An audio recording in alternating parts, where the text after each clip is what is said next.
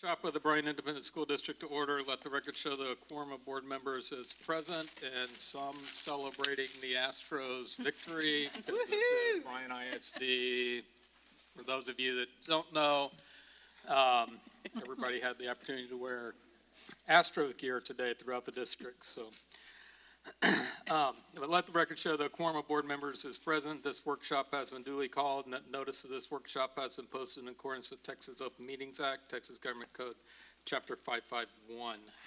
And with that, I welcome everyone that is here. And at this time, do we have any citizens' comments? No. Okay, without any citizens' comments, and we'll move straight down into the information items with the school boundaries update. All right, good afternoon. I'm back again. I'm going to keep coming back to give you an update on school boundaries and where we are in that process. So just as a reminder, we are opening Sadberry in August of 2023. And so the purpose of even discussing school boundaries and adjustments that are needed is to prepare for that opening. And in doing so, also look at campuses where there are overutilized or underutilized facilities so that we can more adequately balance enrollment to best serve students. So just as you're fully aware, but to remind the rest of our audience, our district serves over 16,000 students. We are the largest in the Brazos Valley. We cover a very large geographic footprint. 453 square miles is no small thing. And so when we look at these school boundaries, all of those square miles must be considered as a part of it. We currently have 14 elementary schools, and like I said, we're going to be opening that third intermediate. And then, of course, we have 2 middle school, 2 comprehensive high schools, and then some additional high school campuses to serve students. So a lot of great opportunity, and our goal is to make sure we're serving students and families in the school closest to their home to the best of our ability. In terms of our demographics, this is important as we create those school boundaries to create schools that are diverse and are representative of the community as a whole. But we are approximately 60% Hispanic and 19% Caucasian, and about 18% African American. So the School Boundaries Oversight Committee and all of our focus groups have been looking at this data in the composition of looking at how we move the school boundaries and do we still hold true to mirroring that population to the extent we can while still keeping kids as close to their neighborhood school as possible.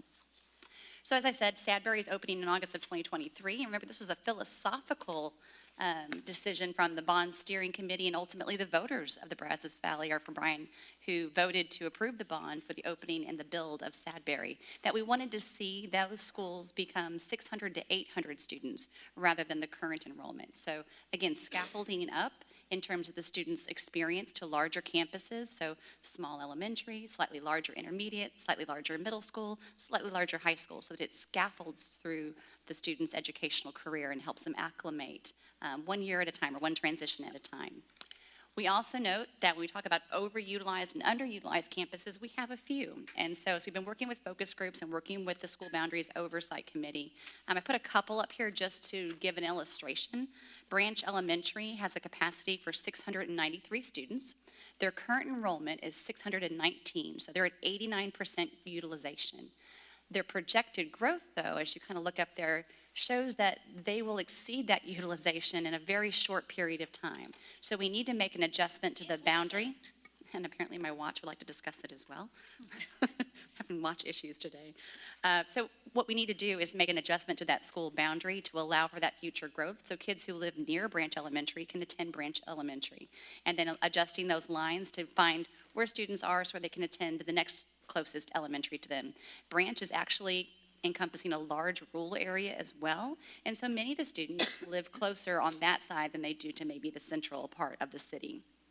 Henderson Elementary also has a capacity of 574, but is also an overutilized site where they are already sitting at about 96% of their capacity. They also house a number of different programs there, and so we're working with focus groups to get feedback on what that might look like. Neal Elementary, and we've mentioned this before, has a very stable community where the students have aged out. The community stayed, the community still lives there, but the students have grown up and they've moved away from that area where perhaps their parents are still there. And so that particular campus is underutilized and under projections anticipated to continue to be underutilized. So there's opportunity there to allow some shifting of boundaries to boost the enrollment at Neal Elementary to serve kids in that community. So as we went through this process, we've kind of come to consensus that we have identified needs, and where do we need adjustments? Well, obviously, we need to adjust some school boundaries to allow Sadberry to have students, right? So that's our first one. That's our obvious one. We need to do something to help Neal Elementary and to adjust enrollment there so that we can increase enrollment in that stable community. Branch, Henderson, and Johnson are overutilized, and so we're looking for opportunities to make some slight adjustments that will better balance those schools. You know, everything from the core infrastructure of the building is built on that capacity. So when we talk about Branch Elementary, for example, we're even talking about the serving lines, making sure that students can get through lunch lines in a timely manner. When a campus is overutilized, we start to feel those pains. And so we want to balance the enrollment as best we possibly can. And we know, thankfully, there's capacity at our other schools to do so and to make some minor adjustments. So here's where we are in the process. We just finished October. It is already November. But in October, we had a number of focus groups. We had a number of different already on the schedule meetings with various stakeholders where we brought this into the conversation. We launched the website that gives the information that's shared at these meetings and also gives the timeline. So that's online right now. But essentially, we reached out to over 800 parents, community members, and staff members and invited them to participate in various meetings and focus groups. At least 400 of those have participated so far. And we're continuing that with this month. This month, we're holding additional parent focus group meetings. Our principals have sent invitations to parents from each of their campuses. We'll be holding them this week and next week. Again, just getting ideas on various scenarios and options. That it is a iterative process where we continue to go back and forth, where we get feedback, we make some revisions. We get more feedback, we make some more revisions.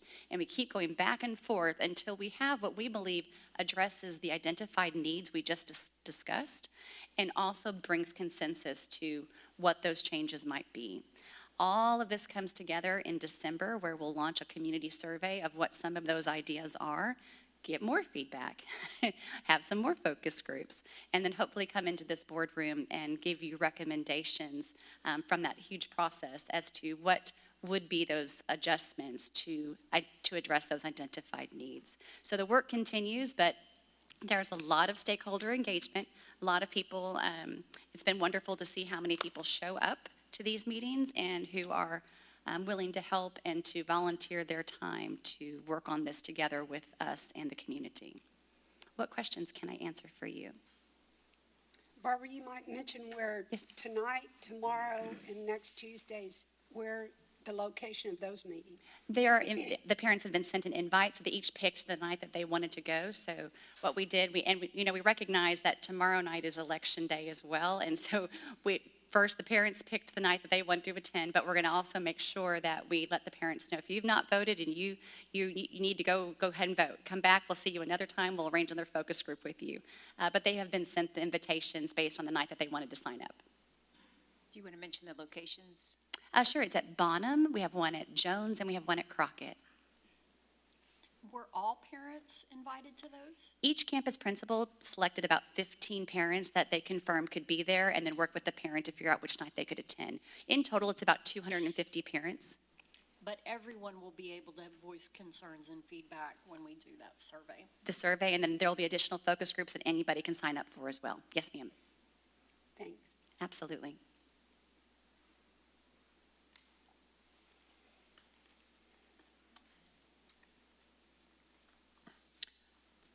Right. And if there's no other questions at this time, we will move on to Advanced Academics Academy update.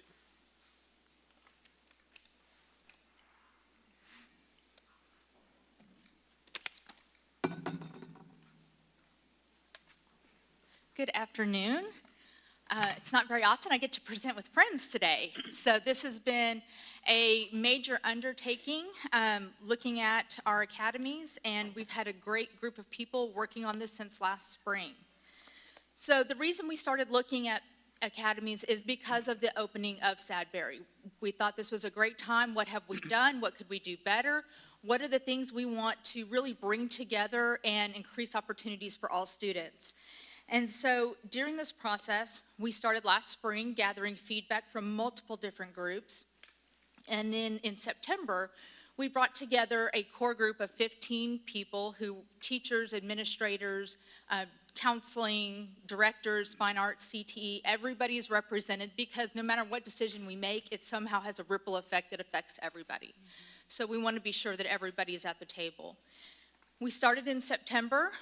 We met three times, and then we went out for feedback with here's where we're headed.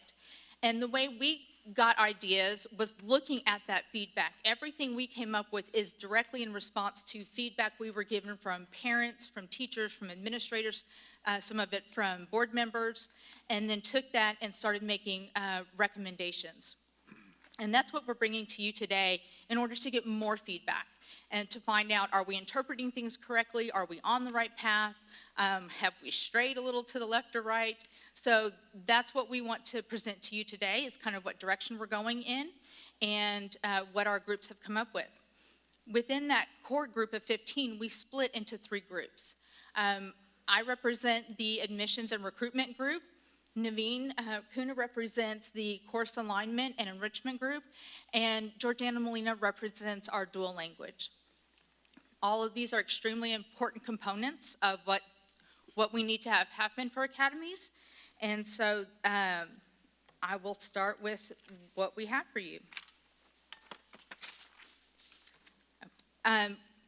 Sorry, one more thing. After today, we will go back. Actually, we have a meeting Wednesday to look at feedback we've received from other stakeholder groups, DLT, advisory groups, you guys, and then we will make some more changes, look at different elements based on feedback. And then next week, when I present at the evening board meeting for my advanced academics update, I will bring you guys a little bit more information from what the core design team came up with in regards to all the feedback. And then hopefully in December is when we will come back for a final, here's what we have, what does everybody think, and be able to move forward at that point with getting applications out and starting the recruitment process.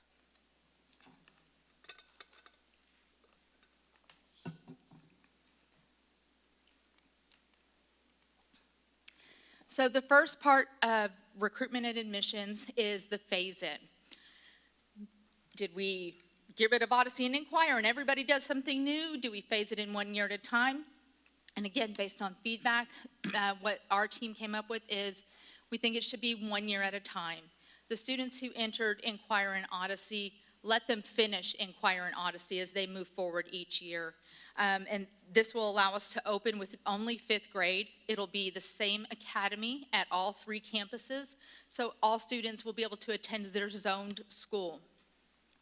Which was also part of our feedback where parents concerned, my child's on the bus forever trying to get to the correct school. And so this is in response to that information. As far as, so working on it 1 year at a time, and then that gives our teachers, because that'll be the next part of this. As soon as we have kind of these structures built, in the spring, we will bring in more teachers who start looking at that curriculum, looking at the PBLs, all of those pieces of it, and they'll start being part of that design process. And so we're excited to go 1 grade level at a time because it's going to give a lot of really quality work to that 1 grade level as we move forward. For recruitment, nothing really new here, kind of some of the same. We're going to send out flyers. We're going to ask elementaries to make, their morning announcements. We'll do on the website, social media, all of those things. Advertising our 2 parent nights. We'll have one at Jane Long and one at Rayburn for parents to attend, whichever night is convenient for them. I will work with the Department of Communications to either record it or have it live streamed. Last year during advanced academics recruitment, we did a little bit of both depending on how many events were going on that evening. And then applications coming out in December will be a Google form and of course available in English and in Spanish. For the admissions matrix, what we used in the past year,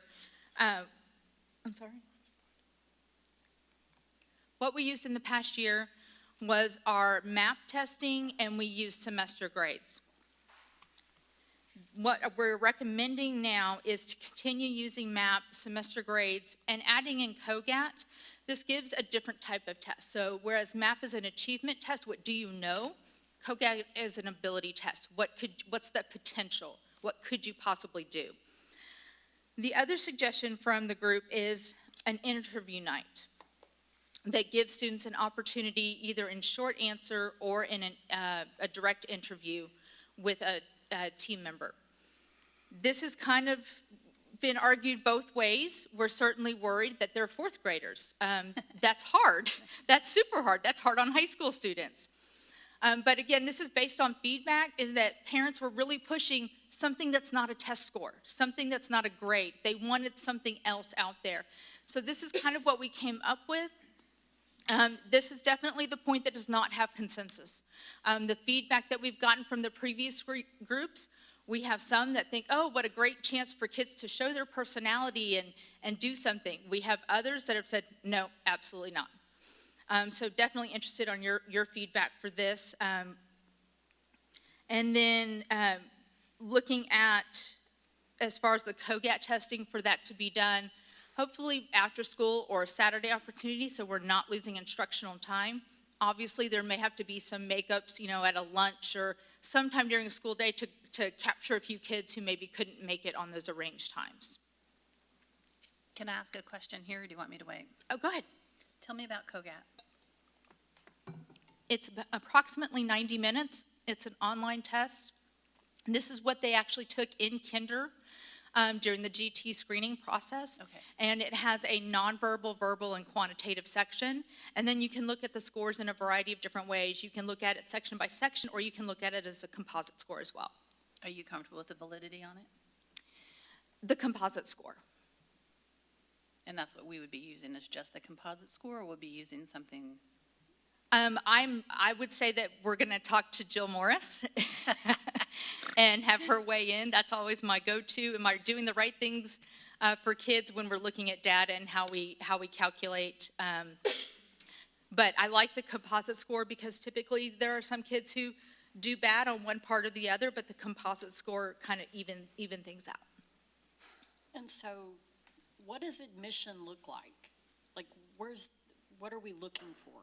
I see all these pieces, all these data points, but do we have an idea of how these data points will then result in admission or denial to the program? Again, fourth graders, right? Yeah. So I think from my perspective, when I see interview night, what I see is a barrier, right? So maybe, I don't think we want to create more barriers for our kids entering these kind of programs. Again, fourth graders, we're looking for potential. We're looking for students who want to do this. So I can get both sides of an interview night, but I worry that it's a barrier for kids who may be very well suited for this program, but either unable to attend or don't feel Anxious? Yes, Yeah. I mean, Well, on the not able to attend, we could certainly solve that logistically, working with their campuses. But I agree on the just being shy, and that's a big moment to walk into for a fourth grader. So I'm looking at what we were currently using. I'm sorry? So I'm looking at what we currently use for admission, and then all of the added things that we're gonna do. So is the way we're doing it now, is that a problem? Or do we see that we're not doing something right, or? what No, is- we've done well with the 2 data points we used last year. We identified a fairly strong group of upcoming rising fifth graders. But again, the COGAT would add that different frame of mind of versus an achievement versus an ability. So maybe somebody in fourth grade didn't have that moment to shine, and maybe that COGAT ability test may give us that information. The interview night, the team really talked about what could you do that's not a test or a score of some sort, which is what a lot of parents have been asking us for. And so this was, I felt like, the best compromise we could come up with. We are certainly willing to discuss it more and come up with something else or drop it all together.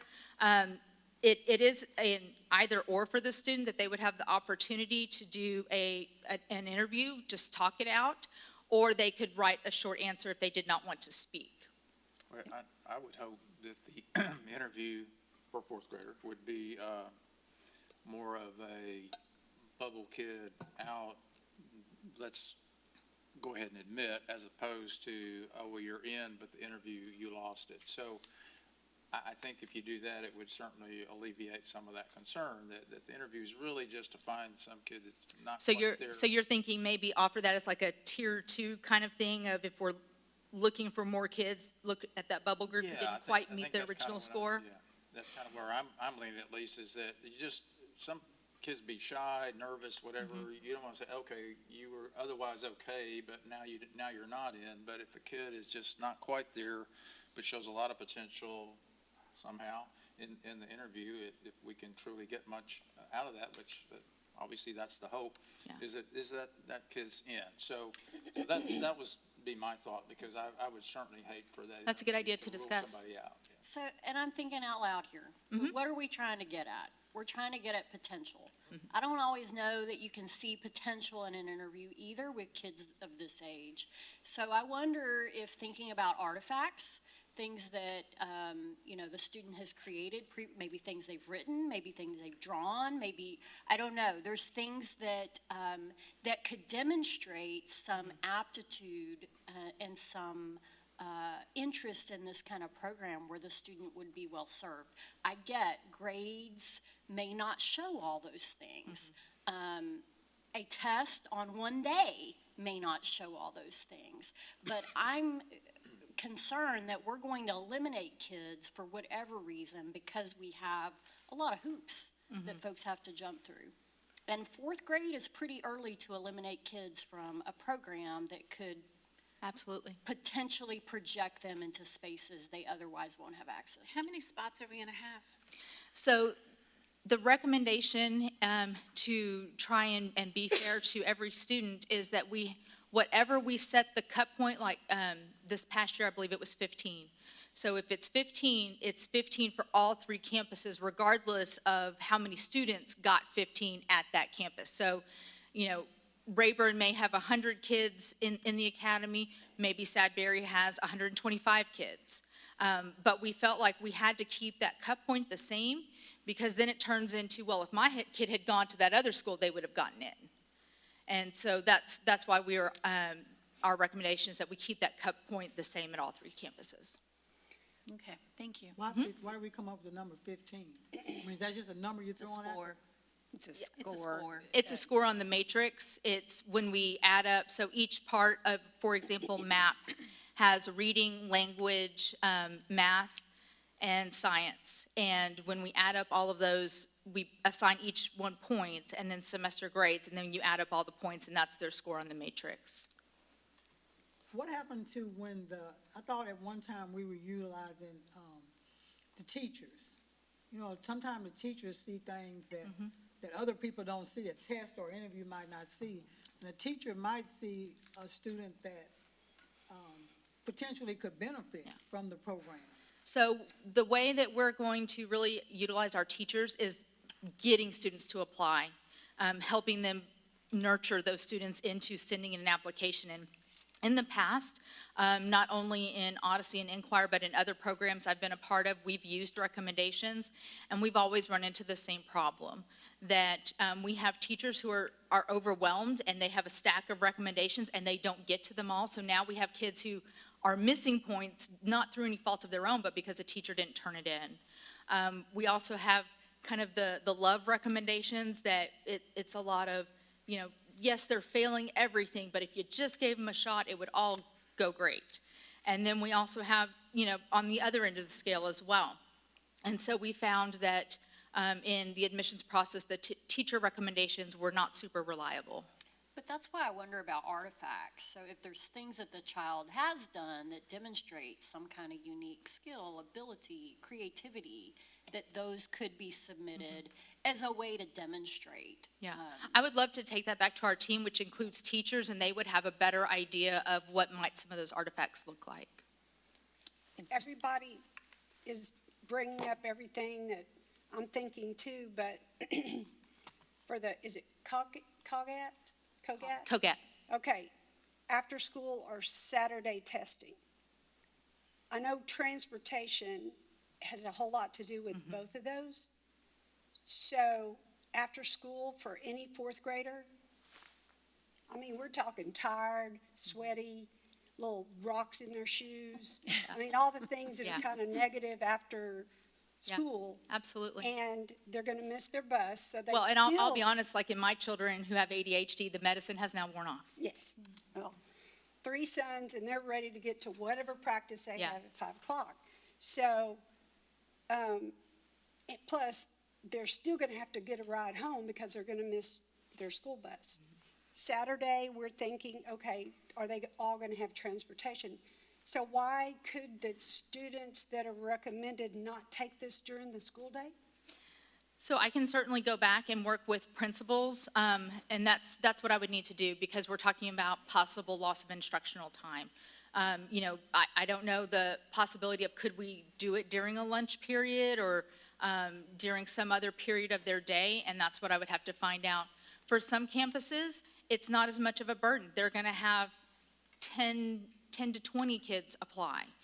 Other campuses, they're going to have 50 kids apply, and that's obviously a much bigger burden to get that many kids tested during a school day. And so it would definitely be some planning that I'd want to do with principals before I would say, yes, we could do that. And maybe not test all on the same day, but a few this day, some more the next day, some more the next day. I don't think we'd have to test them all at one time. No. And Big honestly, time. in administration, you wouldn't want, you know, if you had 50 kids, you wouldn't put them all. Yeah, so at Together, least so. sometime during the day, we could set time out. I mean, this is something that we're always saying about the high achievers, or those students. And so if we want that, why make it so difficult to find them, or make it so difficult, seems to me, to be in a program that we're asking for people to be in. And, you know, the number's already low. That's not a good thing. But I think if we can find any kind of way we can, reasonable to accommodate the students, because it's all about the students. It's not when it's comfortable for us. It's about when the students can be tested or be a part of trying to be in something.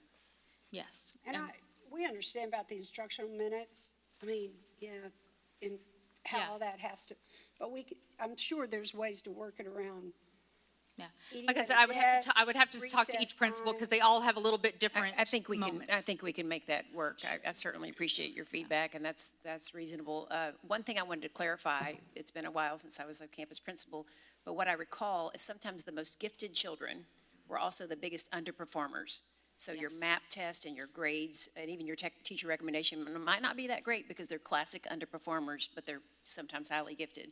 So COGAT is an aptitude test, or potential for ability. So is that your thinking on that, in case we're missing someone, they don't Kind have of the like the grades? SAT and the ACT. Correct. Yes, They're it similar. gives them another opportunity to demonstrate readiness. Right, so it's much like what Mr. Stassi was describing. It'd be a stopgap measure, if you will. If they didn't make the cut because of the measures we're using today, this would be to open the door for a student who has, you know, great potential. And then one other thing, I know you mentioned that the teachers could recommend students for consideration in the program. Well, encouraging them to I mean, apply, because that's, I think, where a lot of our Right. kids get lost, is even just, Yeah. they don't even apply. Yeah, but if you could just put one step in to make sure that parents don't get busy and miss the application or whatever, that if a teacher feels strongly about a student applying, to have a list or something to make sure that that student doesn't get lost in the crack in case the busy parent didn't get to it. I'm Yeah. speaking from, Yeah. from Well, and personal I know experience. several of our campuses already have systems like that in place, where the Perfect. counselor really is like Yep. looking at their list Someone to just see making who's. sure that application Yes. is turned in. Yep. So that sounds great. Sounds like you've got a lot of good information to take back to your Yep. committee. Definitely. So what I will add again, I'll kind of double down on some of the other comments. We don't need to present barriers. After school, Saturday testing, all those are barriers. Might not be for 95%, but for the 5% of the students that just cannot get there, it's a barrier. And we don't need to create those barriers. And so I would almost rather, if we can't get it, I understand the difference. COGAT map is over time. It's a linear measurement. It's not a one-shot type of measurement. So I would be probably more inclined to, look at MAP and the semester grades over COGAT if we have to do it after school or Saturday. testing. So you're thinking just stick with the original that we just used Just MAP and. with the original two, and then if it cannot happen in such a way that it creates a barrier. As far as interview night, it doesn't, in my opinion, I've seen this done never with fourth graders. Yeah. So we're dealing with, cookies and punch instead of cake and punch maybe, but one thing that I've seen quite successful at various levels is instead of calling it an interview night, have it be an open house type of night where the teachers are there and their 2 or 3 schools are together and they receive an invitation to come.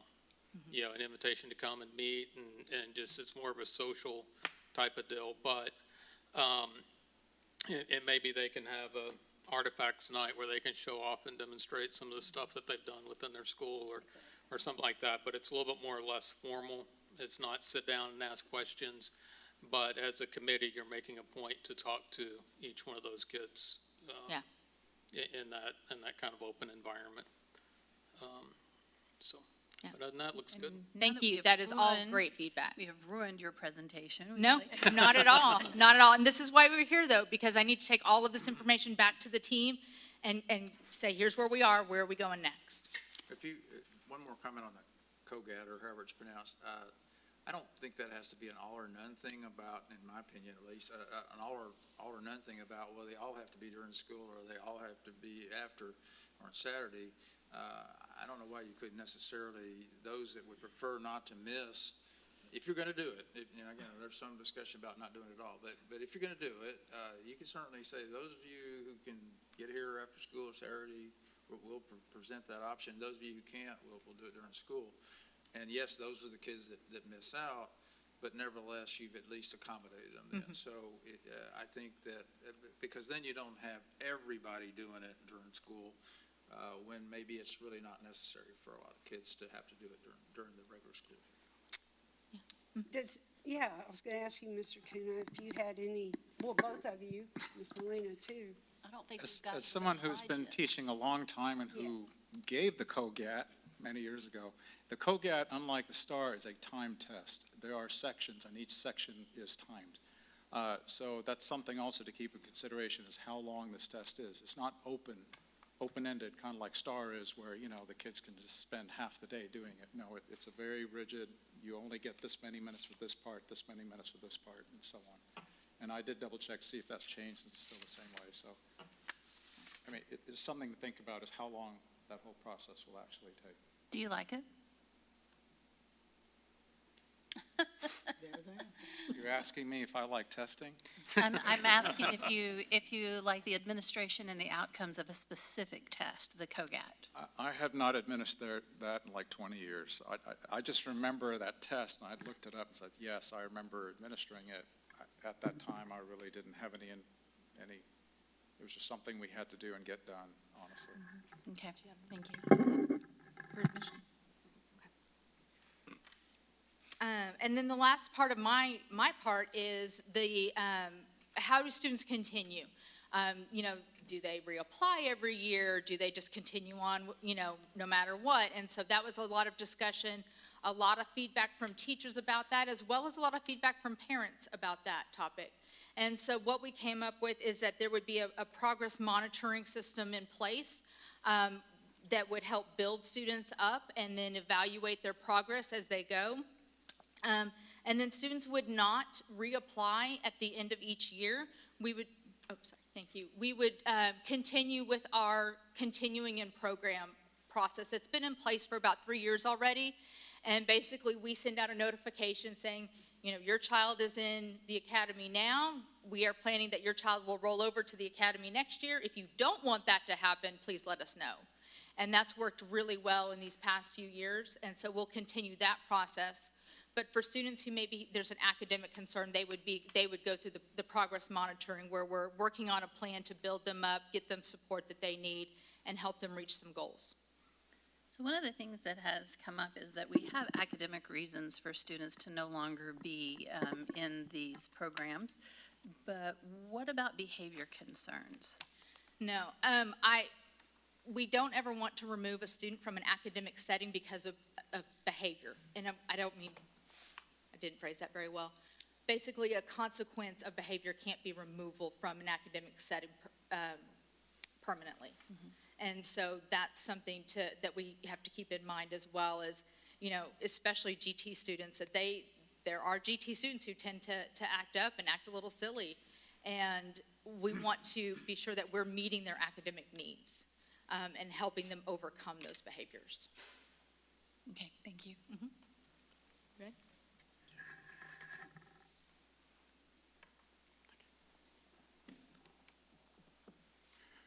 Thank you. Appreciate the opportunity to be involved in this process.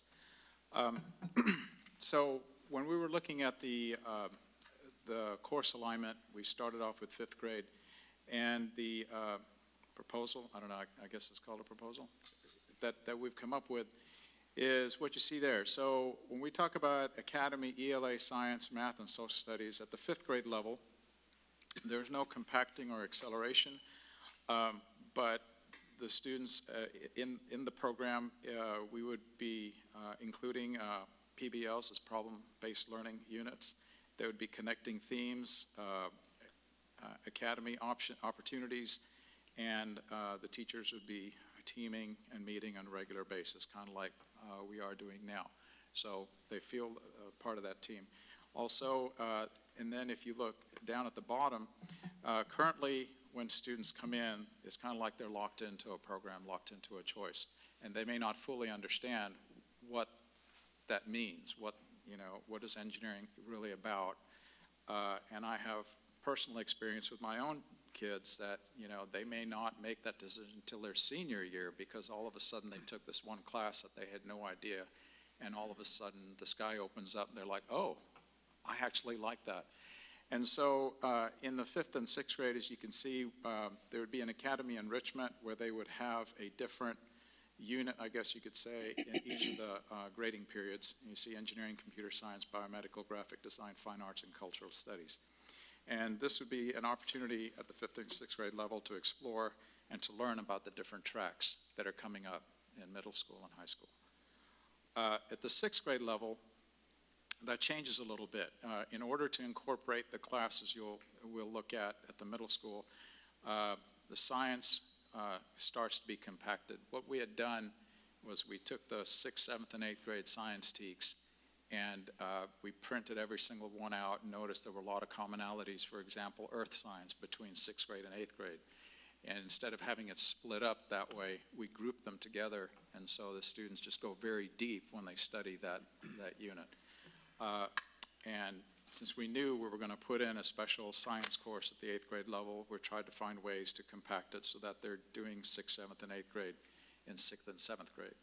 And a similar thing was done with math. So that would start in the 6th grade level.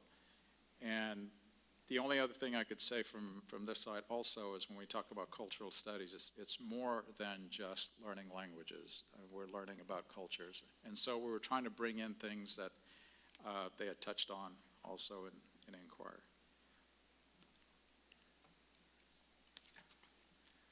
And 7th and 8th grade, so this continues. You could see in science are compacted in 7th grade, and then in 8th grade we have physics first. And then with math compacted at 7th grade, they will be taking Algebra 1 pre-AP at the 8th grade level. This is where we start breaking up into the actual strands that they would enroll in. You have the STEM strand with engineering, biomedical. We also have fine arts there, and also language other than English. This continues on in the 8th grade level with different courses at the 8th grade. And then I really like how Christina put this together, just trying to show the progression from 5th and 6th grade to 7th and 8th grade, and then to high school, the vertical alignment across each of those categories. For example, the engineering enrichment that starts off in 5th and 6th grade If they like it, they want to continue it, yes, this is what I want to do. Then 7th and 8th grade, they will have Principles of Applied Engineering and Robotics 1, which then feeds into the high school level with the engineering pathway. You have Project Lead the Way, Introduction to Engineering Design, Principles of Engineering, Computer Integrated Manufacturing. And we have that occurring for each of those 6 things that they start in the 5th and 6th grade. So we had to put this over 2 slides because there was too much information. But as you can see, so in 5th grade, those are the 5th and 6th grade, those are the 3 units we started there. And then those are the other 3 that were included. Now we realize that,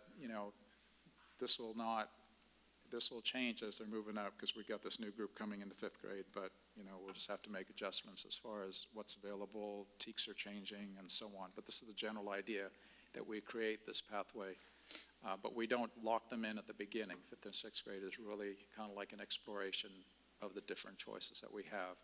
And then 7th and 8th, they've got several different options, and then leading into what they'll do at the high school level. So 2 questions. One, so like I see AP Biology under the biomedical pathway. I think there's other, so there's also the IB. So. Yes, and that's why this is draft. This Right, is, right. And not to mention, especially at the high school level, these classes would be multiple years away, and you Yes. may have all new classes we need Right. to look at instead. No. So just trying to paint the picture of No, what it could be. and I very much appreciate that. The other thing is that, so let's say a student isn't even here in 4th grade, they move here. What are the entry points so that students could move into this? Or is it, okay, you missed the boat in 5th grade, you totally miss it until you're in high school? So what, as far as the admissions group talked about, is to continue with the opportunity that we currently have, that up till 7th grade, you can still apply to get in. It's once you're in 8th grade, that you've missed too much of that compacted curriculum that Naveen just referenced to be able to be where you need to be. And so what we talked about, though, was, right now we only have the engineering pathway, but with opening up all of these other pathways, that also opens up opportunity for more students. And so if we put prerequisites on the pathways, they may not be able to do the core classes of the academy, but they could, if they met prerequisites, pick a pathway from the academy and be able to participate that way. We do look at this on a case-by-case basis. We did have a student last year that the parents showed that she had come from a school where she was involved in very advanced classes and said, look, here it all is. We feel that she's capable, and she came in at the 8th grade level. So we do look at it individually rather than just rubber stamp and say, no, it's too late. Okay. And she actually did very well. So not too many apply at that level just because, yeah, the higher up you go, they understand, the harder it is, but we do look at that at a case-by-case basis. Yeah, it's a little scary for me thinking about a 5th grader choosing a path that, a 4th grader chooses a path that then dictates what the opportunities are going to be in high school. And that was one of the comments many of our parents on both the Odyssey and the Inquirer side both commented, is that they would love for their child not to have had to make that choice going into 5th grade, that they would have loved to have had this opportunity of kind of a rotation of different topics where they could kind of explore what do they really like. I love that, and I love that they can, change their mind. I worry about the kids who, for whatever reason, the parent missed the email, or were busy, or life was maybe chaos at the point of applying early. Okay, then what are the other options for getting in down the road? Well, and the same thing can happen, so we had 3 Inquire kids, so 3 out of our 4, because the oldest one, there was no Inquire. So I drove to Jane Long a long time for Inquire. And had a teacher not told me to get Mason tested, I was like, no, he can't fold socks. Like, he can't be gifted and talented. He can't put laundry away. Like, as a parent, I did not recognize GT. And I would not have advocated for that. And so I know we don't want to do the teacher recommendations, but I do think those counselors and those teachers are imperative when it comes to identifying this potential for these Absolutely. kids. But then I'm on the same thing. What my kids chose in fourth grade, in fifth grade and going into Inquire is not where we are Yeah. today. And so I like the pathways. I like those. Give students lots of choice. Well, it gives you the ability to grow. And I like that. And Mason's doing fine. Probably still not folding socks, but. He still does not fold socks. We have a sock basket. No, and I tend to agree. I think when you look at a fourth grader, giving them the more options at the beginning, as long as we've got those, again, those clear pathways.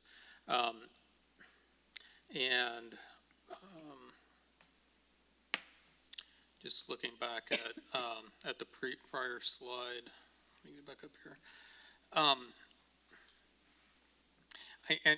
I realize that it's draft and it's there, and this is just another point, but Project Lead the Way is just at Rudder.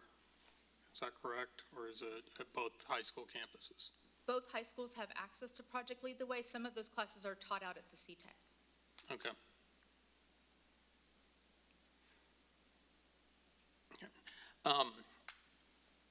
But yeah, I see it aligning almost to like that first year of engineering at Texas A&M, right?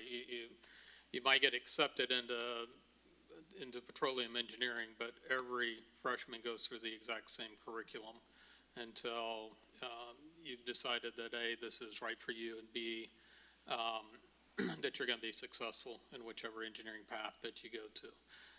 I see this as a lot of alignment there in the fifth and sixth grade, given that overall comprehensive exposure and rotation. So, yeah, looks good to me. I don't know if I think I lost my question somewhere in there. Well, and I will mention one of the parent questions we had several times was, can a student do more than one? If they want to do the engineering pathway, is that all they can do? And the answer is they can absolutely do more than one. They would still be able to be in that band, the fine arts or the language pathway if they wanted to. They would have room in their schedule to do that. I think that's, I didn't want to go there. I backed up just a little bit because especially if I look at stuff like graphic design and fine arts, a lot of times today, if you go to game developers and more advanced, you're seeing a lot of the meshing of these different skills in such a way that that dual pathway is advantageous. And at least at the, 7th and 8th grade, with those high school classes, none of them really have prerequisites, so there wouldn't be that problem of you have to take engineering to take robotics. You don't have to do that, so that does allow some flexibility with that.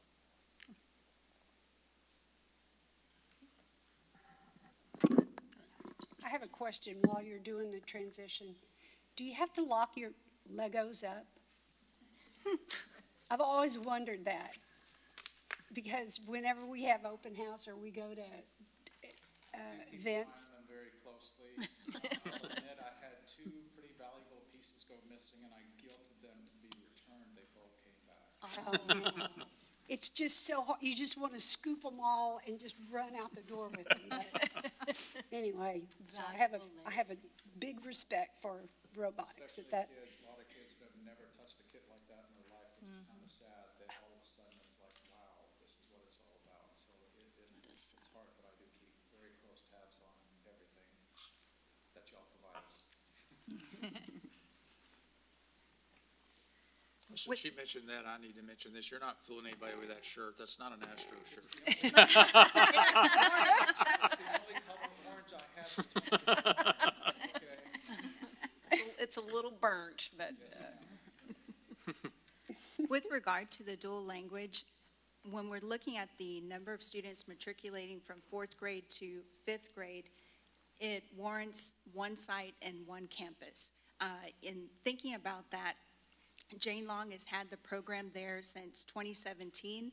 It's well-established. We have teachers. It's been successful. So the recommendation for consideration is to continue the dual language component within the academy on the Jane Long campus. In addition, we're looking at, in the future, expanding the Spanish 2 and 3 from Davila, also on the SFA campus, to, again, continue those opportunities for second language acquisition.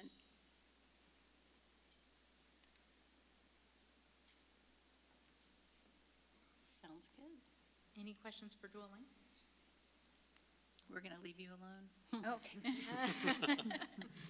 Okay, so the last part, and probably the funnest, but also the hardest part, is the name. We have toiled over this and tried to come up with just a golden idea. And I was very surprised, both Inquire and Odyssey teachers, they both wanted a new name. Like, if we're doing something new, let's call it something new, so that we all have this buy-in that this is what we're creating together. And so the top 4 recommendations were some that we put on our feedback form to our last 2 stakeholder groups, and just asked them, rank your top 3. There were originally 4 more choices. 2 we had to take off because of copyright violations. We figured out we couldn't use them. And then the other 2 I took off for this instance because they didn't have very many votes. So I left the top 4 on there. And then we also left room in the feedback form, does someone else have a better idea or something that just would be fabulous? And so these were some of the write-in votes, if you will, that other people came up with. When we meet on Wednesday, the team will be going over all of these options, and what we're going to do is come up with a small Google form to vote and ask our Inquire and Odyssey current students and teachers to give some input of what they think would be a good one to go with. I think one of the things that I'd want you to keep in mind is the marketability of the program across districts. Absolutely. Thank you for bringing that up. I do my communications people a disservice. They schooled me on, we need to remember, when you do a Google search, what does it look like? Mm-hmm. When you have a hashtag, how sharp can you make that hashtag? And then they also said, think about the name describing what it is. We've all, been in the district for a while and know Inquire, know Odyssey, but new people coming into our community, they don't. They have no clue. And the name doesn't describe what it is. And so that was something that communications asked us to strongly consider, is to put in the name what it is. So one of the other things is to understand what abbreviations look like. Yes. And we had some of that at our last stakeholder meeting as well. And as a result, some of these got switched around a little bit. Yes, which we appreciate. Using my imagination, yes. Yeah, picking a name is hard. It's very hard. I'm not that creative, but I like STEAM which Academy. one got the most votes of the 4 listed here? The 4 top ones, they are in order of Okay, the top to bottom. because I like the Aspire Academy. And see, I like STEAM. Why isn't Mr. Kuna's name in there somewhere? He deserves it. David tried to get it on there. I said, no. All right, thank you all. Thank you very much.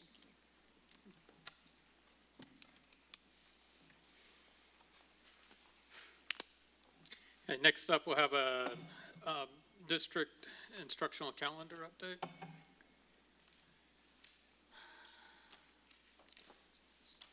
Good afternoon. Thanks for letting me come in today. Today I'm here to talk about the academic calendar. For years, I've been here a long time, and many years I've been on the calendar committee, but this is my first time to lead that committee, so I was excited. So when I started, I thought, okay, I've got to figure out how to take all the good things that I remember from the past and then kind of make it my own. And so I thought I would go into that first meeting with a goal. What is our goal in developing a calendar? And for me, it is building a calendar that best supports everybody's needs. We have to talk about our students, our families, our teachers. looking at those special programs like athletics and fine arts and career and tech. And how does that fit into our community? With Texas A&M being here, there's things that, how can we match with them sometimes just to help out our families and our communities? So I started my first meeting with that, trying to give everybody a point, because there were several new folks on the committee that had not participated before, as to why we do what we do and why do we start in October planning something for the following August, right? So, always start with the end in mind. So the ultimate end would be to be finished with this process and to bring a calendar recommendation to you in the December meeting. And so you can see I started in October, and we're, a couple steps into November, have a pretty aggressive timeline, and plan to take this presentation to many of those advisory groups that we have in the district over the next couple weeks before we come back to that calendar committee to get as much input as we can. Now, what are those general things that we have to keep in mind before we ever even start? From the state's part is they used to have days when we were back in school, you had to go 180 days, And so they went away from that, and they now call it operational minutes. Well, the state says that you have to have 75,600 operational minutes in your school calendar. They also allow us to do waivers. They allow us for some of that time to be picked up by professional development, but again, that is limited to 2,100 minutes. Things that they won't waiver for. If you do an early release and you say everybody goes home, including the teachers, then you can only count those portions of the day. You can't count the rest of the days, can't be added into those minutes. Same thing when we build in a teacher work day. Because there's professional development there's not professional development as part of a work day, those days don't count in as part of those minutes. So we have to keep that in mind. And then the state encourages us to always build in a little bit of extra time, because you never know. The snowstorm from a few years ago. We had the tornado that one year. And then one year we ended up having to do a Saturday school when one of our elementary campuses couldn't go to school. Everybody else was at school, but that campus could not because there was a water main break. And so we don't want to cut it that close that then, oh no, we've got to figure out how to make up time. So we've got to build in a little bit of a buffer with that. From the district standpoint, right now we are set up that we pay our teachers for 187 work days. So we have to make sure we account for 187 contract days. Under our District of Innovation, our DOI plan, it's stated that we cannot start before the second Monday of August, which the way it falls this year, the earliest possible start date would be August the 14th. And then thinking about the community. When is A&M spring break? Can we align things to what their calendar look like when we can? Unfortunately, they don't have 23, 24 school year up there yet, so we'll continue to monitor to see when they get posted, and then know if it's after the fact, and we can guess. We always guess, and usually we're pretty much on track, but if not, we might have to come back and discuss that again. Okay, so what have we done so far? If you remember back on the calendar slide, the very first thing I did was we presented at the district leadership team to get their input, to kind of remind them of what those non-negotiables are, and then what do they want. So we had our campus administrators, some district administrators, some program leaders, all fill out a survey. We shared that information with the calendar committee. Calendar committee started building. They went back, talked to their people in their building or in the community. And these are the things that we are pretty much in consensus with so far. That we want to continue the full week off at Thanksgiving. That we need 5 to 7 days prior to students come back to thoroughly prepare our students, for our teachers to have that moment to breathe before the first day that the students walk in the classroom. We do want to continue the professional development days spread through the year, but you can see it's a huge range. When I ask them, well, how many days do you want? It ranged from 2 to 6, because we also introduced another option. What if we always don't take full days off, but what if we strategically replace some early release. We started that conversation in mind really with our secondary folks. You know, when you're teaching 7 of 8 periods, to have the opportunity to have some PLC time with those folks that teach the same thing as you, to do some prep time, is where that conversation came in. So you notice for full day PE, it says anywhere from 2 to 6. The weekly early release, anywhere from once a week all the way up to once a 6 weeks. So how can we find that happy medium between those two? And then the other thing that we had to keep in mind this year is where Christmas falls. It's not till a Monday, and so do you take a whole week off before? Do you go into that next week to allow a little bit of time after the first of the year? So those are all conversations we've had so far. Now, I told you this is my first time, and so I had to make it my own. So I went into meeting 1 and handed everybody in the room blank calendars. But they were just clustered in tables. And that table could have had an administrator, it could have a teacher, it could have a parent. I have 2 students that have been totally involved. So we had district, campus, personnel, community, and students. And each group created a calendar. There were 6 calendars that we looked at. And so after that first week, I did a whole lot of work, and I kind of cleaned them up a little bit, and then I handed them back. Meeting 2, they went back into those same clusters to say, hey, you know, your calendar only had 185 work days, or you only had 165 for student days, and that cuts us really, really close. So they went and tweaked them, and then all 6 groups stood up and presented their calendars. And as we talked through, people are like, oh, I didn't think of that. Oh, we should do this. And so with that said, Jennifer Lemons from Data Services is the queen of putting everything into a spreadsheet to make sure our minutes match. And then Sarah Chuck, that's in Dr. Morris's office. The 3 of us sat down this morning, and we took all the stuff, all the feedback they gave us, all the calendars they created, and we kind of went down to 2. Now, are these the 2 calendars that I think are going to go to survey? The answer's no, right? But we took parts of these different ones that were similar, and now we will go back to the calendar committee, back to these different groups that we're going to present, and have them look at some of the things we've put together and give us more suggestions of, ooh, that's good, or no, that doesn't work. How about we try X, Y, or Z? So I feel like we're going to take these 2 and massage them even more. And then that brings us up to today. I think that's all I have. I know the Halloween day and day after were a huge, I don't know about the parents, I understand, but even a lot of the parents, that was a huge hit. It was a We were huge the hit. envy of a lot of other districts. And I know right in the middle of it, they said, well, you know, why, Halloween day in a school, you've got to fight face makeup, stuff that's inappropriate, Halloween costumes, pre-Halloween candy, and then you've got the sugar hangover the next day and everything and teachers have sugar hangovers too, and so it's just a good idea, and it kind of solves a lot of problems, except for, of course, a lot of our parents' transportation and kids' childcare.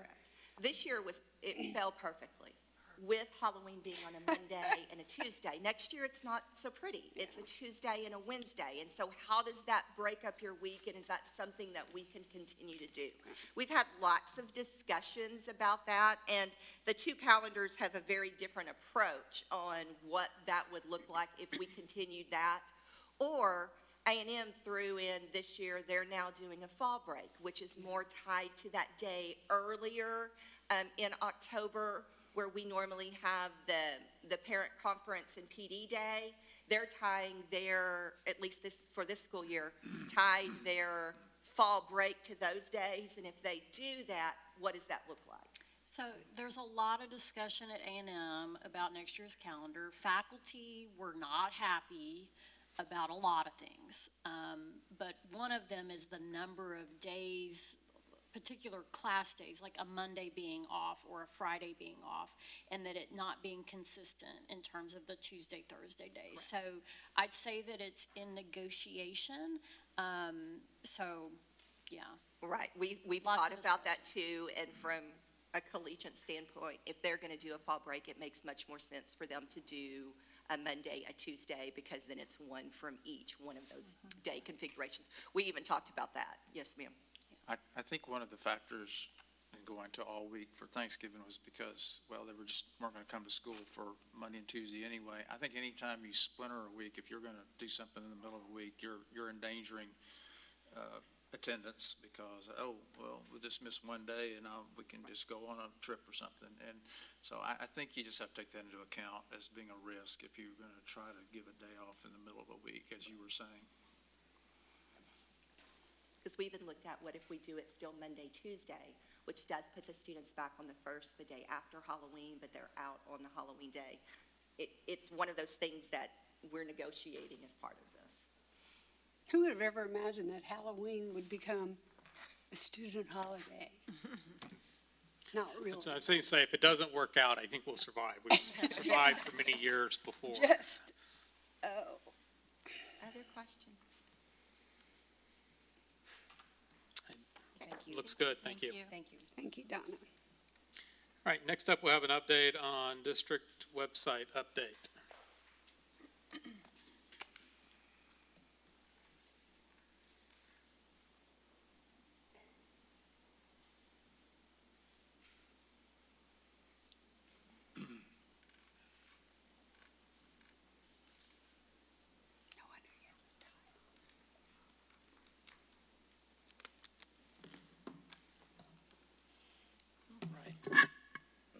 Afternoon, everybody. So I wanted to give you a timeline and just a recap of where we are on our new website that we've been working on diligently in recent months, and wanted to let you know a little bit of where we are now and how we came to that point. So starting back in the spring of 2021, leadership began to have consideration about having a new website, going in a different direction from the current website provider that we have right now. So this was under Dr. Whitbeck's administration and Matthew LeBlanc, the previous communications director. There started to be high-level discussions about that in the spring of 2021. Then in the summer of 2021, Bryan ISD started conducting a vendor search, and we considered multiple vendors at the time. I'm told there was around at least 5 or so that were looked at. In January of 2022, this year, Apogee was the company that we selected, so we started working in negotiations with them and entered an agreement for them to be our new website host.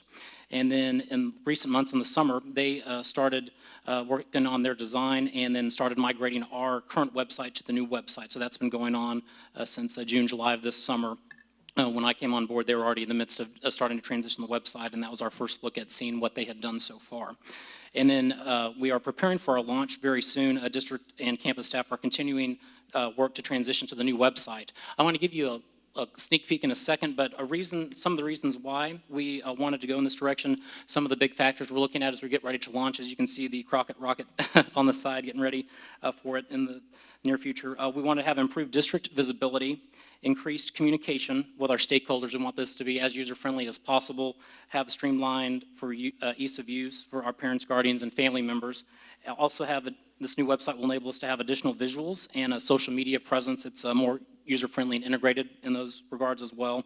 And Apogee is also launching a new Bryan ISD app for mobile users, so the new website will also be replicated on your smartphone device. So we'll take a quick sneak peek at it, and then at the night meeting, I will give you all a deeper dive into it. But this is the homepage for Bryan ISD that Thrillshare has put together, and you can see what really stands out, the new visuals, and just very prominent on what we think things will be easier to navigate for the viewers. In a second, it'll start scrolling down for you. But each campus will have their own unique visual. So this is the main district page, but if you go to Rudder, you'll see Rudder Kids. If you go to Bonham, you're going to see Bonham. There's drone video. Each campus has their own visuals that tie in when you go to the campus level. So this is the main landing page. You can see all the different buttons we've had after feedback, and we're continuing to work with Apogee and Thrillshare. This is the new social media wall, and it will populate basically a collage of Bryan ISD content all in one spot. And right now there's not any video right there, but it will also show video. So if there's a Facebook video, Twitter video, you'll see not only still images, but video. You see the Essential 8. This is an example of what the news page will look like. And then events coming up, the school district calendar. In addition, this will also be in your pocket. The app will be available on the App Store and will mirror that. And we're also really excited in the last couple of weeks, something we've been working quite a bit on, is getting our teacher pages updated. We want our teachers to have a bio and presence, so if I'm a new parent or I'm looking at moving to Bryan ISD, I can go see what do the teachers look at what are they at Bonham Elementary, who might be teaching my kiddos, or if I'm a current parent or guardian.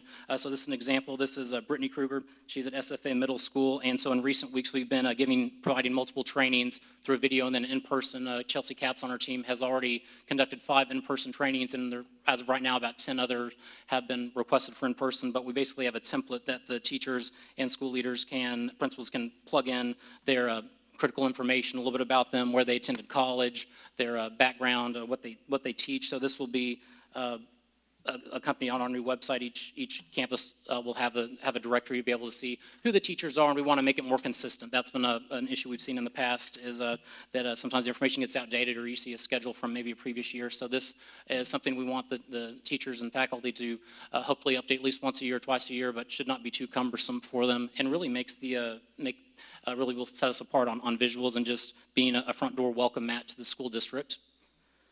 And here is another, as you kind of scroll through slowly, you can kind of see a little bit more about her. It says she's originally from San Antonio. She graduated from Texas A&M in 2019 and earned her master's in the summer of 2020. She began her teaching career at SFA in 2020. And when she's not teaching, she enjoys playing volleyball, reading, playing games, and enjoying the company of others. And her favorite places to eat are Chuy's, Chick-fil-A, and she loves iced coffee. Then you can also see the best way there'll be a link to email her, her office number, and then her bell schedule, so that parents can know when it's conference time, or if maybe my child is a little bit behind on English or math or science, when can I approach them. And then you also see her tutorials are Tuesday, Wednesday, and Friday mornings from 7:45 to 8:20. And if you're needing after-school tutorials, you can set up an appointment with me. And then she has her degrees, interdisciplinary studies, and then also has 4th through 8th math and science certifications. And so we're kind of getting into our final checks as we get very close to going with the new website. Some of the things that we have been wrapping up are we have already selected the campus website contacts. Also, training materials were created and distributed in recent weeks, and as I mentioned, we've already had several in-person trainings at campuses as teachers when they had workshop day last week. We had several then, and then as principals and leaders have reached out at each campus, we can kind of tailor-make a training for them to get up to speed with ThrillShare. That is the new the software, the new program that we're using, and we're just, again, very excited. I think the new website is going to really shine and set us apart and really put us up there with other peers and even bigger school districts. We've also been working on the training sessions for contacts and teachers that continue to be offered. We're finalizing the Bryan ISD app, and in this month we are continuing to work on edits and migration. And so when we're ready to go live, everything from the old website will be migrated to the new website, and we'll be double checking to make sure that integrates properly and is formatted properly and looks good. But this has been a lot of work, and this has been going on for months and even back into 2021. So this is kind of the point we're at right now. Any initial questions so far, or things you'd like me to hit on? So I know the challenges of launching a new website. We did that. I've done it multiple times in my department, but also with the group I'm at now, and we're still trying to get things working the way that we want. So I feel like sometimes there's a disconnect between what we see visually and it's going to look good, but is it going to function? So search engines, search optimization, making sure that people can find things. I'm sure you're working on those pieces, but I can only imagine everyone has a full-time job here, so this is something extra, trying to roll out a new website, so. Absolutely, and it takes all of us, and we're really asking the teachers to spend 10, 15 minutes. I know they have busy days already, but this is such an important thing. It's kind of low-hanging fruit if we can all kind of work together, and we've been working with each of the campus website designees and working with school leadership and their principals, but we have weekly, sometimes twice a week meetings with Apogee right now, and making sure that the search engine works. If I want to find out something in particular for the district, that search engine navigates you to the right place, making sure there's not any bugs or things, but we're in regular contact with Apogee, and you're right, though, it is a very big undertaking, though, launching a new website for the school district. Are they updating so what we saw is the teacher able to do that? Yes, we've been having trainings in recent weeks, and these are brand new, will be brand new teacher pages, and our expectation, our goal is to have all our teachers within the district having these profiles updated each year. So super Debbie Downer, unpopular opinion. I think it's too much personal information on a young teacher's page. I think it's risky. I think if we're going to have a picture of her and her schedule, when she's arriving for work, when she's leaving for work, where she is all day, what day she's staying late after school is closed for tutorials, and where she likes to hang out, is too much personal information, and it's risky, and I'm uncomfortable with it. I know we're trying to be friendly, and I know we're trying to put out information, but it's a sucky world out there, and people are bad. And I think we need to be cognizant and aware of the risk that we're causing when we request or encourage our teachers to put that information out there in the spirit of openness and friendliness. And so I'm not asking you to change anything. I just want to kind of put it out there that I'm uncomfortable with that level of familiarity on the website. Those are certainly considerations we can look at before we go live or make this publicly available. In our engagement with teachers and messaging, we've asked them to only share to the level of their comfort. If some people want to talk about, they have a dog or two at home, that's fine. Or but if they want to keep it just general, I studied at A&M and. So I had the same thought, actually, so you're not the Debbie Downer, I just didn't say anything. But I wondered what do we want people to know? We want them to know when her conference period is and which courses she teaches. So, or I offer tutorials. Upon request. But maybe thinking through that, because I did have the same thought. It's the same reason that student schedules aren't out there for the world to see. Someone could track them down who's looking for them, who wants to do ill towards someone or have words with someone. So I had the same thought, but, I didn't. yeah. I love it. That's what I wanted. Yeah. So, I'm okay with some of what they say. I can see that. But I take it from a different point as to where we got 17,000 kids. We got one reception at the school calling to find out what time does my son go to tutorial, what time. Sometimes that reception, and we're just going to be honest, they're not always going to be friendly when they pick up that phone because they've had a long day.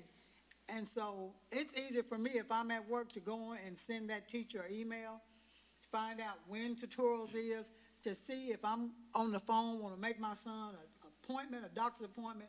Okay, what's the best time to take him out, to do different things? I'm okay with, it's going to be what it's going to be. If they're comfortable with saying what they want to say, then that's okay with them. Then I'm fine with that. That's what they're given. But I like the schedule because I think those things are things that parents should be able to know. If you give me a piece of paper first day of school, it's going in the trash. And so in December, I'm not going to know it. But it's easier, especially we have to think of our minority parents. Let's just say those, Spanish speakers, whatever. What's best for them? Trying to call and get somebody that speaks Spanish that you might not get, or being able to look on your phone if you don't have a computer or whatever and find out what you need to know. So we can address some of it. And so by what they need to know, that's what what do parents need to know? They need to know when a conference period is, and they need to know when tutorials are scheduled each week. So I was trying to think through that lens of, as a parent, I don't need to know the teacher's daily class schedule and where they are on campus. I'm going to look at my student schedule to know when he has that teacher, right?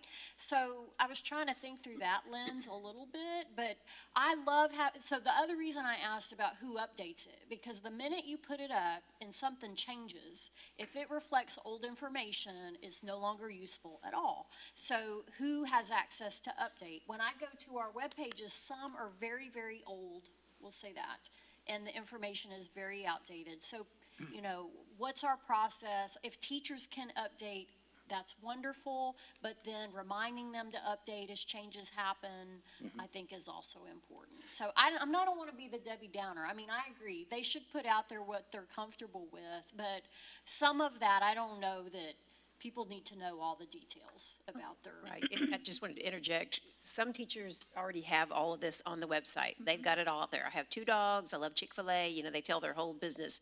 Some are very guarded for the reasons that you described, and we told them that would be perfectly fine. They can just say, I love math, and that's why I teach Algebra 1.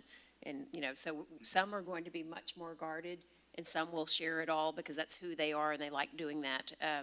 But what you were saying, Ms. Benford, is what I'm hearing from parents, is they're desperate for communication, where to go to find their conference period, how to get in touch with the teacher. Do they offer tutorials? Because you're right, especially in middle school and high school, the kids don't go home with that piece of paper.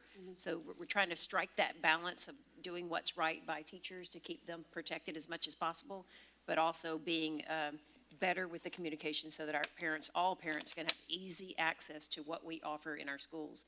And because we're a public entity, this is all out there anyway. They can find it tomorrow. So we just have to be careful with that and remind our teachers to only put what they feel is most comfortable and to write what stands the test of time so they're not constantly having to update their website. My quick wish list item would just be, so many times I go to a website and I do a search and no match, even though it's obviously there, but it just not sophisticated enough to find it. So your expectation is that this is going to have a really high-quality search ability? That's our expectation, and with our conversations with Apogee so far have been to make sure it's fine-tuned, like almost when you go to Google directly, if you Google something, hopefully you get results that are of interest to what you're searching for, and you're not sending parents on a wild goose chase and wasting their time. So that is the goal and the end game for that. Yes, sir. Thank you. What accommodations do we have for our Spanish-speaking, particularly at some schools more than others? The website has a translation feature on it where it's basically like a Google Translate or Auto Translate, where you can, at the top banner, you can select a button, and it has other capabilities. If we end up having other languages in our district that we need to, like they needed to add French or Italian for some reason, or we had other languages that came to our area, but it automatically has Spanish as an option. You just have to go to the language setting, and it will translate it in that Google format. So it may not be the exact spoken word, I guess, but it does translate it for you to at least be able to navigate it better for Spanish speakers. All right, thank you. Thank you all. Thank you. And next, we have a safety and security update. I hate seeing Ron. I remember we're starting to add these to just about every agenda, so it's not all. Okay, so we don't hate seeing Ron? He always comes so happy. We're glad to see Ron We're glad because to safety and see Ron. security is a priority for us in our That's district. right. That's right. Good afternoon. Just a quick update. We did receive some information this week or last week from the commissioner that, as we've mentioned many times or several times, that closing classroom and locking classroom doors is not a requirement, a statewide requirement. We've chosen to do that because we feel it's the right thing to do. However, on the intruder detection audits, it will no longer be issued as a finding. It'll just be a local finding. So it will not be something that we'll have to bring to open session if there's a finding at a school for an unlocked classroom door. Still applies for exterior doors, but does not apply for interior classroom doors. So that's just the update that we have right now. Thank you. So, any questions? Thank you. Thank you. Okay, and with that, that'll conclude the information items, and we'll move down to items for discussion and/or consent agenda. I move approval of all the items listed on the consent agenda. Second. Excuse me, before we vote, there was one thing on the consent agenda that just I thought the MOU, the technical issue, has that been addressed at all, or did y'all need to do anything? Donna, will you come to the mic? I'm sorry. I didn't necessarily want to pull it, but Right. it was just really a technical correction, I think, on that MOU. When we looked at it, it's the MOU with Unbound, and it's talking about the renewal of the MOU annually. And I think the language is a little bit unclear that the MOU would be for this school year, and by the end of December is when we would make the decision if we decided we did not want to continue that for the following school year. So I'll make sure that language is very clear. Okay, thank you. I just didn't want to create a full discussion of it we've got obviously a lot on the calendar, so, but there was that one, it's almost like it was a little inconsistent. Yeah, thank you. All right, I have a motion by Ms. Dwayne and a second by Ms. Benford. If there's no further discussion, all in favor? Aye. Opposed? Motion carries as moved. And with that, we'll move down into the regular agenda. First up is Group Benefits Risk Pool Medical Stop Loss Insurance Carrier.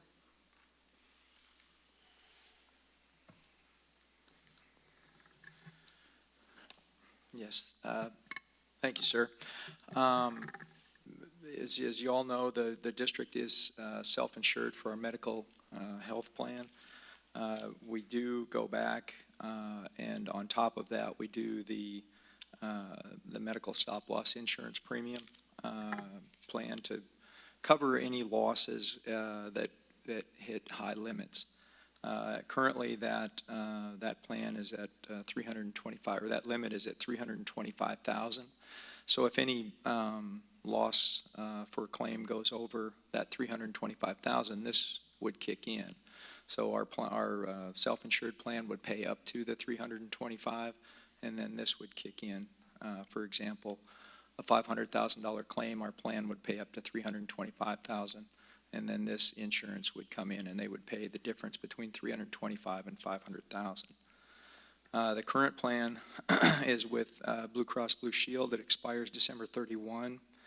That expiring premium is $1,118,000. The current contract with Blue Cross was for a one-year term with the possibility of up to three one-year extensions or renewals if agreed to by both parties. Blue Cross has brought forward a renewal premium policy for 1 year with the same deductible, the same terms as we had for $1,241,000, which we feel is a very advantageous renewal at this time.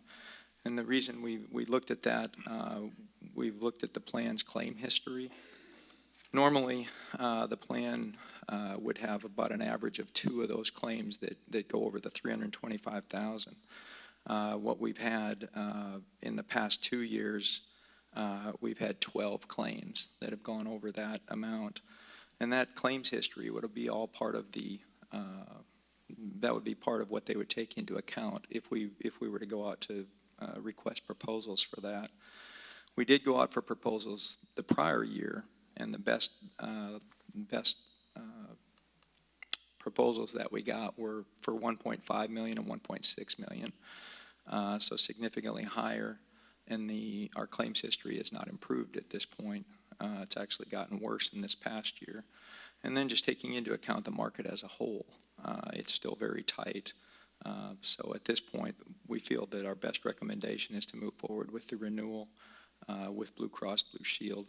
That also creates some stability and continuity with our plan in its entirety, because Blue Cross Blue Shield is also the third-party administrator for the health plan, and so that creates the ability for them to have all of the claims information with them and pay those claims on a timely basis. We did have 2 years ago, we were with a different company, and we did have some issues with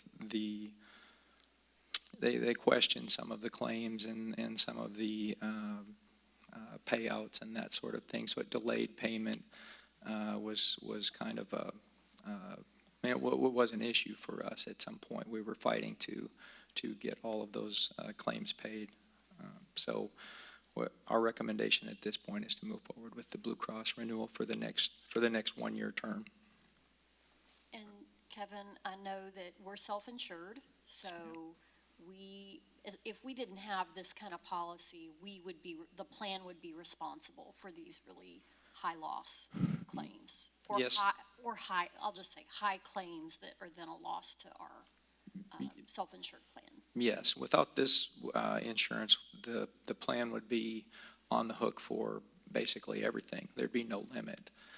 For example, in a prior year, we had a claim that was in the neighborhood of 2.9 million. And so the plan would have paid all of that if we didn't have this stop-loss agreement. By having this, the plan paid $325,000, and then this insurance picked up the difference between that. So, a little over 2.5 million that was transferred over to this other And that was insurance on claim. one claim. That was on one claim. And you said this past year in the past 2 years, we've had 12, is that what I recall? Yes, not all of them at that level, but they all went over the $325,000 limit. Yes, ma'am. I don't want to, this could be a little bit too long of a discussion, but I would like to, maybe you could give us some feedback later on this, because I'm used to options being, okay, we have the option, therefore we can take it, and there's not an agreement required. This looks like the amount maybe has to be negotiated, and it says that both parties have to agree. That doesn't sound like an option to me. I love options when they're in our favor, but that doesn't sound like an option if they have to agree to it. So maybe you can explain that, not now necessarily, but I'd like to, at least myself, I'd like to get some feedback on that, because that doesn't sound like a true legal contractual option to me, where they can say, well, we don't want to do it. Okay, yeah, I mean, I can bring something back on that, but basically they've offered us a renewal for that price, and we have the option. It sounded like we were locked in for 3 years or whatever, but it doesn't sounds like we're not locked in, or not locked in, but I mean, we could choose, and they could not say, well, sorry, we're not going to do it this year, because that's what an option is. We have an option to do it if we want to, and if not, we choose not to. So just like, again, I don't think today's a good day to get into a long discussion with that, and you probably need to check on it anyway. I just like to know if we truly have an option or not, because an option means it's not like it's a two-way street, it's a one-way street. We get to decide. They've offered it to us, and we can take it, and they can't take it away, is what I'm trying to say. So, Okay, yes, sir. we can talk about it another time, but I would like to know if we truly did have an option. Yes, sir.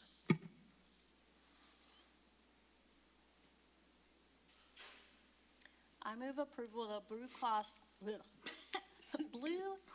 Blue Shield of Texas as the medical stop-loss insurance carrier for the plan year 2023 with a deductible of $325,000 and a premium of $1,241,513 as presented. Second. I have a motion by Dr. Harlan, a second by Ms. Benford. If there's no further discussion, all in favor? Aye. Motion carries as moved. Next, we'll move down to consider approval of resolution approving the 2022 assessed property value and property tax levy. Too many numbers. Yes, sir, and this is the, the final step of a process that we started back when we approved our budget in August and set our tax rate. With the appraisal district certifying our values, we can now move forward with the board certifying those as well, and the assessed values, as well as the tax levy, which then gives the authority to the tax office to go ahead and collect those funds on our behalf.